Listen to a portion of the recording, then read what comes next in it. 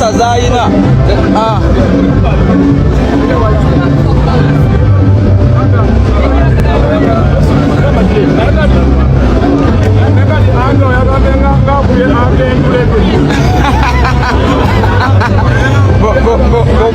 okukuba oyo aga abanga agikuye entulege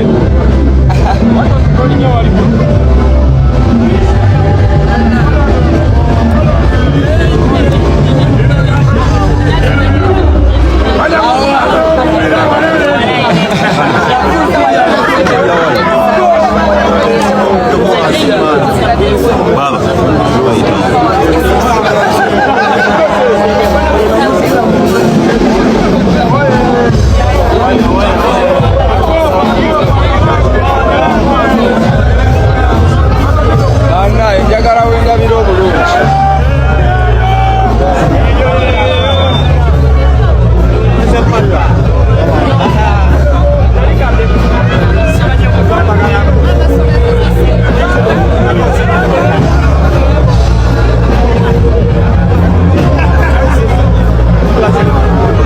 mugambe we yatuuse eno mugundi byonna byakyankalanyemu.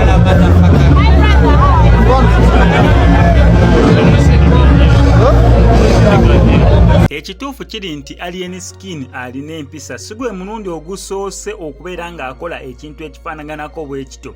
Walonera akatambi k'ennakuzannyira naddala ng'asisinkanye abantu bali mu kategori y'emu oba bayimbi banne. Bambi abawa respect, bambi alaga mbu abaagala ate abeera mwetowaze ennyo eri abantu baneeno. N'olunaku olw'eggulo yabadde backstage n'ayingira owabadde bayimbi banne gye bali mu kubeera nga balindira then oluvannyuma bagende ku stage. Amazima ga Katonda Alien Skin yabuuzizza okuva ku gwe yasoose ossanga ku mulyango paka ku yabadde asembayo tu nga tabuuzaako bayimbi bokka wabula ng'abuuza buli omu gwa muli mu maaso ng'agenda amubongako. Ekyo kitegeeza ki bayimbi bangi nnyo ayinza okujja n'ayita ku banne ng'alaba ye waakabi n'agenda. Ekinene nnyo ky'ayinza okukola kwe kubuuza ku abo abayimbi abaneneko abamusingako.